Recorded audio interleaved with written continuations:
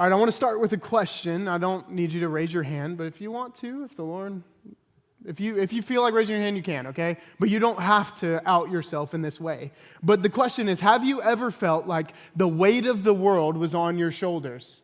I personally, yes, I have. I felt this way, and if you were to all raise your hands, I would think it would almost be unanimous that at some point in your life you have felt the weight of the world sitting on your shoulders. And you ask, and it's like, well, maybe it's like your kids just won't listen to you. Your job isn't going how you want it to. Maybe your finances aren't where you need them to be. You maybe feel anxious or maybe depressed. Your life is not quite panned out like you thought it would. And all of these things are just piling on weight on top of weight, and it's causing maybe even other things to happen in your life. Like you're so stressed out that now your back is hurting, or your shoulders and your neck is tight. Maybe you're getting headaches all the time, or you're becoming like easily irritable. Maybe it's making you feel sad or alone. But I want you to know that you are not alone if you have ever felt like this. But I also want you to know that I recognized that we live in a world today that makes you feel alone in this, that wants you to feel alone in this, right? Because on social media, you don't see the weight that people carry. You don't see the things that are on their shoulders. You see a filtered version. Maybe when you go to work, you don't know what your coworkers or your people that you work with are going through at home. At school, people don't always talk about their problems. And hey, when you come to church, don't even get me started. You walk in smiling, but you don't tell people that you were just yelling at your kids in the car in the parking lot. And you maybe act like you have it all together and you smile and say, hey, we're good, I'm fine, my week was great. And maybe it wasn't. Maybe you just smile and move on. But I want you to know that you are not alone in that. We don't see the weight people carry. We only maybe see that smile or that filtered version. We hear I'm fine and we assume it must be true, right? And that's why what I got to experience this past week at CIY is so powerful. In case you don't know, CIY is a Christian student conference that happens all over America at different college campuses. And we had the privilege of taking our student team and about 55 students to Lincoln, Nebraska this past week to worship Jesus with around 2,000 other students. It was amazing. It was so awesome. And at CIY, I saw something really rare. Right? I saw students get real with each other. I saw students confess sins. I saw students say yes to Jesus for the first time. I even saw students in this very church say yes to going into full-time vocational ministry. Yeah, that is worth clapping. But here's what stood out to me the most out of all of those things. None of those decisions were ever made alone. They were not made in isolation. They didn't try to carry the weight of their conviction or their calling by themselves. They had their small groups. They had their leaders walking with them. They had friends praying with them. And even CIY is very intentional about the structure and the way that they do things. Everything was to be done with another person. You did not get up and make a decision unless somebody was going with you and there to pray with you and walk beside you. And I thought to myself, why should that be any different for you and me? These students were living out something the Bible has been calling us to for centuries. We were never meant to carry the weight of this world by ourselves, never meant to carry what we go through in life all alone. Since the very beginning, all the way back in Genesis, we can see that God's ultimate design for us was to be in relationship with others, with one another, doing life together. Everything was good that God made, and then he made Adam and it was very good, and then he saw that Adam was alone and he said, hey, that's actually not good, so let me make a helper suitable for him. And he made Eve, the first woman, and we see two people doing life together. And so that's why this series that we're doing for the month of July, One Another series, and living out this one another statement, there's 59 of them found in the New Testament. And we're going to break down a couple of them as we go on through this month. And I have the privilege of going through Galatians chapter 6, verse 2, where we get to bear one another's burdens. So if you have your Bibles, go ahead and turn to Galatians chapter 6.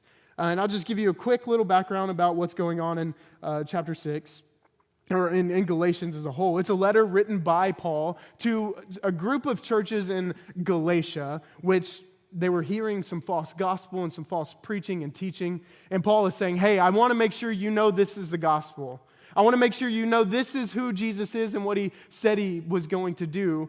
Don't fall away. Don't turn away from what that is. I want to make sure you know that Jesus is the one true God, that Jesus is the gospel, and this is how we should live our lives. So the verse that I'll be talking about today is verse 2. It'll be on the screen.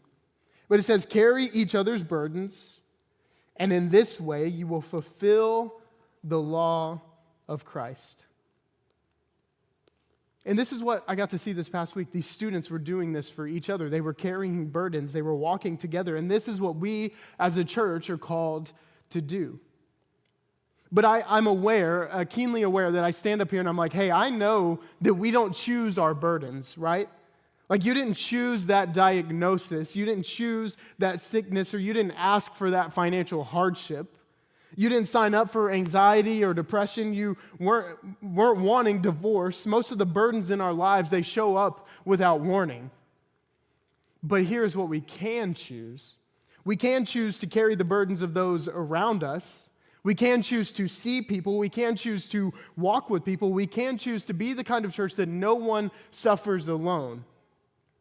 And that's what Paul is getting at here. Not just that we should be aware of each other's pains, but that we should step into it and also help carry it. But here's the hard part about that. Most of the burdens that people carry, most of the weight that is on their shoulders isn't visible.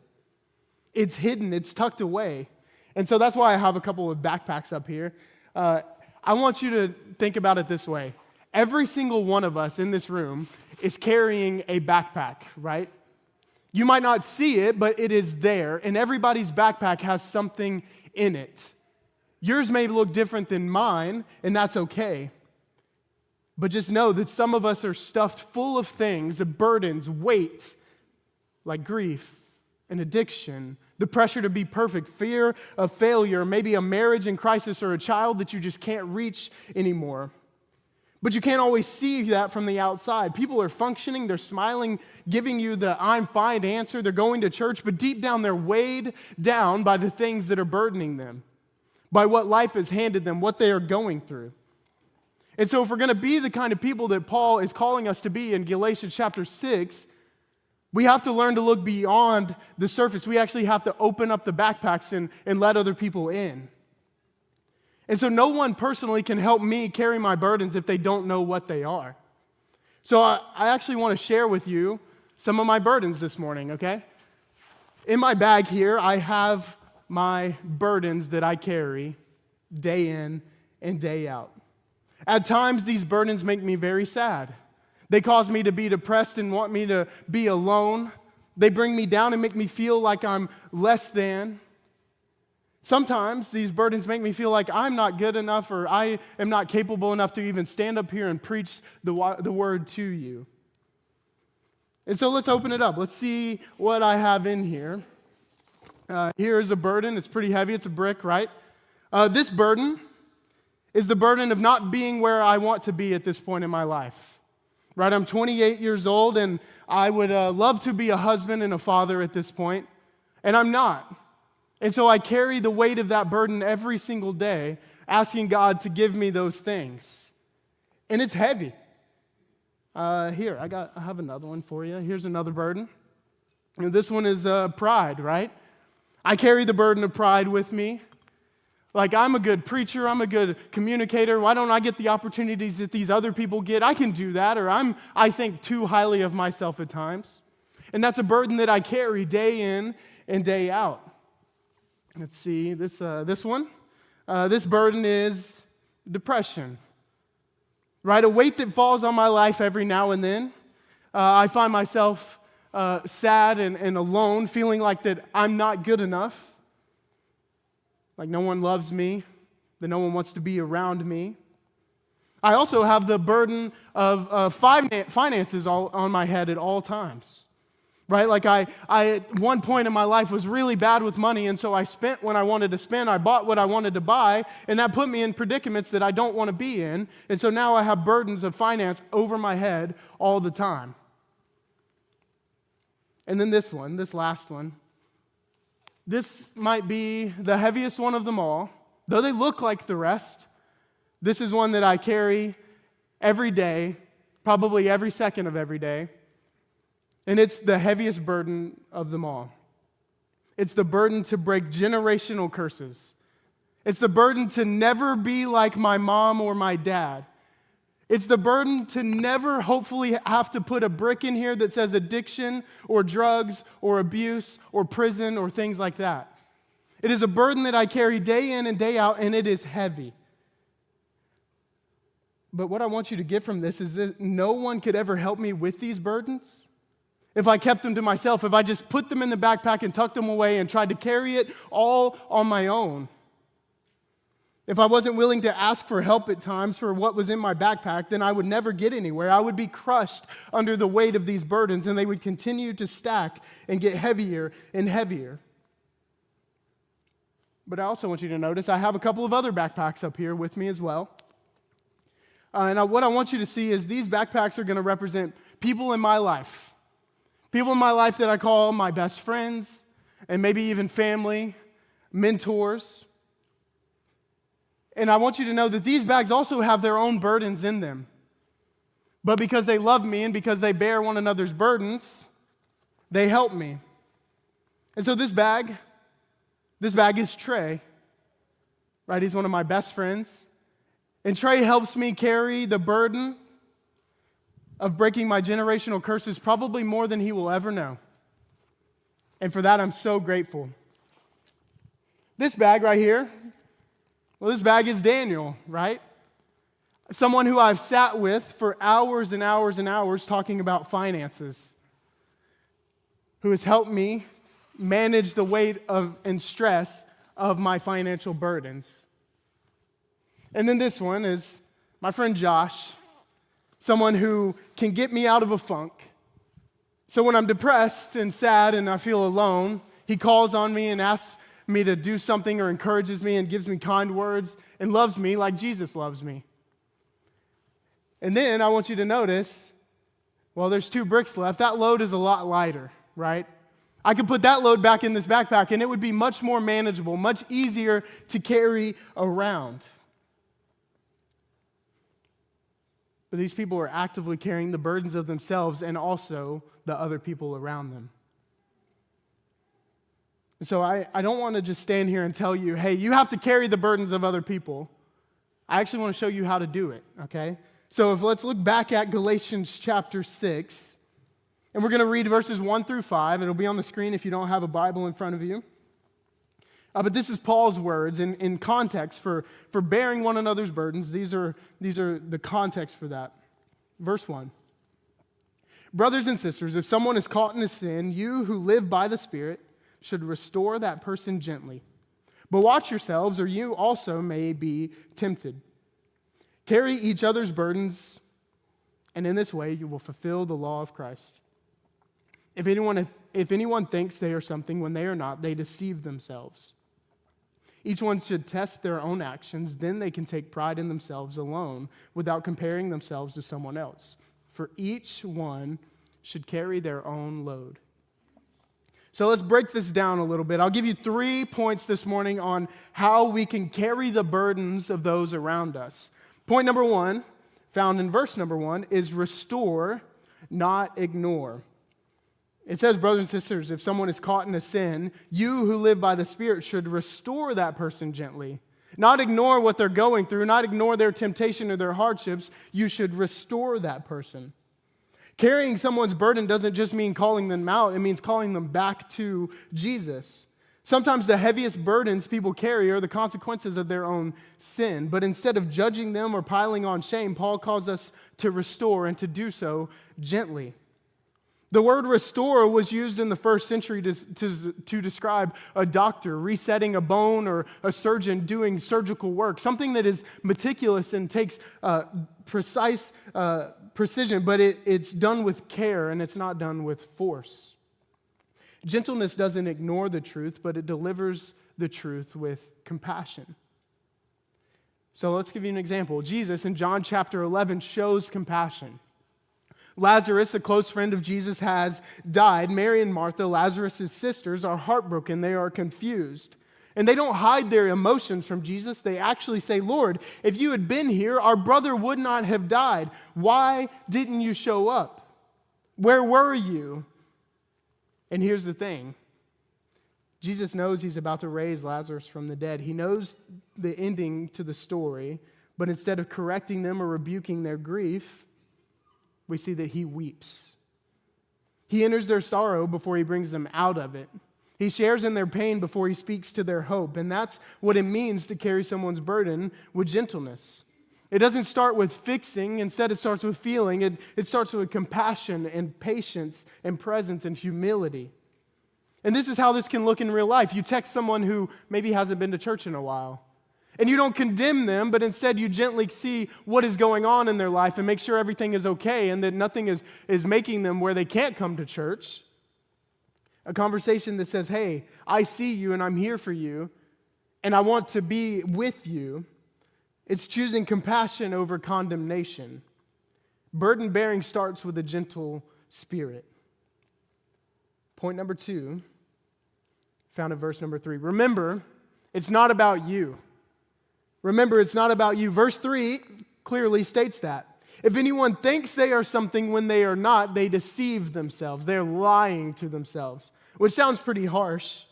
But let's be honest, we can get wrapped up so much in our own schedules, our own families, our own routines, that we become blind to what other people are going through. Paul isn't just warning us about arrogance, he's warning us about indifference. This is a quiet kind of pride, the kind that says, hey, I can't help, I've got too much going on. I've got so much on my own plate, that's got to be someone else's problem. I would help, but man, I just do not have the time for that right now. And this is the very mindset that Jesus challenges in Luke chapter 10 when he tells the story of the Good Samaritan. A man is robbed, beaten, and left for dead on the side of the road. And 2 religious leaders walk by, a priest and a Levite, and when they see this man bleeding and beaten on the side of the road, they go to the other side. Instead of praying for him and helping him and lifting him up and taking them with them, they said, hey, no, we actually have other things we have to take care of. We're too important for that. We have too many things going on. These people would have been the worship leaders, the preachers, the pastors of the time, and yet they skipped right around him and went to town on their own. Why? Because, well, they had something else to do. They were likely on their way to something important. But then Jesus says a Samaritan man came by, someone the Jews would have looked down on, someone with every reason to walk past him. But instead he stopped. He saw the man, he bandaged the man, and he put him on his own donkey and used his own money to pay for a place for him to stay while he was getting better. He made the suffering of someone else more important than the convenience of his own day. And that's the heart of Galatians chapter 6. Don't get wrapped up in your own world so much that you ignore the weight of the world of those around you.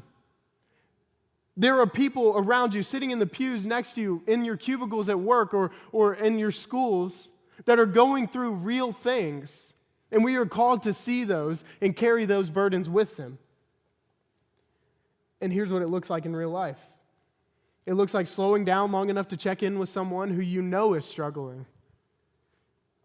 It's asking a follow-up question after somebody says, hey, I'm fine, I'm good. Realizing your time and energy aren't just for your comfort, they're for the comfort of others as well. Burden bearing requires you to see people, but you can't see people when you're only looking at yourself. So remember, it's not just about you. And then the third point, step into someone else's struggle. Verse 2 and verse 5 both say this. Verse 2, it says, carry each other's burdens. And then in verse 5, it says, each one should carry their own load. At first glance, this kind of feels like a contradiction, right? Like verse 2 says, carry each other's burdens, but verse 5 says, carry your own load.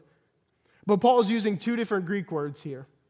Burden in verse 2 means crushing, overwhelming weight, something too heavy to carry alone. But in verse 5, that word load refers to a personal, manageable responsibility like your job or like your schoolwork or whatever it is that your dishes at home, those kind of things, your responsibilities that are day in and day out. So Paul isn't being inconsistent, he's just being clear.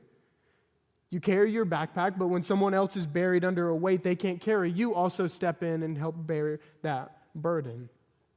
The Christian life isn't codependent, it's interdependent. We are responsible for ourselves, yes, but we are never supposed to live like we are only responsible for ourselves. And there's a beautiful picture of this found in Exodus 17. Moses is standing on a hill overlooking a battle between the Israelites and the Amalekites, and as long as Moses keeps his arms raised, the Israelites are winning the battle. But when he lowers them because he's tired, the enemy starts to prevail and starts to win. So what happens? Well, his brother Aaron and another guy named Hur step in. They see Moses struggling and they don't say, well, that's Moses' problem, right? He's the leader. He can take care of this himself. He's got it under control. Instead, they take personal responsibility for Moses. They give him a stone to sit on, and then they each take an arm. And they hold his hands up, not for just a moment, but all the way until the sun sets. In verse 12 in Exodus 17, his hands remained steady until sunset. And because they stepped in, Israel won the battle. And that's what it means to carry someone's burden. It means you show up and stay until the weight shifts. You stand beside them and you hold them up and say, you don't have to fight this alone. And I don't want you to miss this. If Aaron and Hur did not show up, people would have died. Right? There were real people's lives in the balance. It wasn't just about Moses being tired. It was about lives on the line. And today, the burdens that people carry around you might not have physical ramifications, though some do. They all have spiritual ramifications, eternal ramifications. The marriage that's on the edge of a collapse, a teen who's ready to walk away from their faith, someone silently battling depression and suicidal thoughts, a man or woman drowning in shame and isolation, believing they could never change. That's why this matters. Burden bearing is not just kindness, it's rescue. It's a spiritual warfare. It's standing between someone and defeat. And we talked a lot about carrying the weight of pain, the weight of disappointment, sin, and brokenness. And I've been honest with you about the burdens that I carry, right? The pain of not being where I thought I'd be by now, the pain and the burden of depression and pride, financial regret, the deep, deep ache of my generational curses to not walk the same way my mom and my dad did. Those weights are real and they're heavy. But I want you to know, church, what gives me the strength to carry them, what gives me the hope to even keep going is I know that Jesus carried them first. He didn't wait for me to fix it. He didn't tell me to tough it out. He didn't just shout encouragement from a distance. No, he stepped into my story. He didn't tell me to tough it out.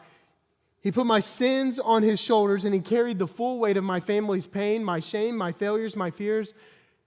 And that's true for you as well.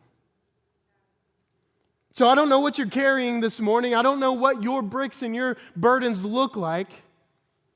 But I do know that Jesus is in it. He knows and he sees and he is there. He has bore those burdens for you already.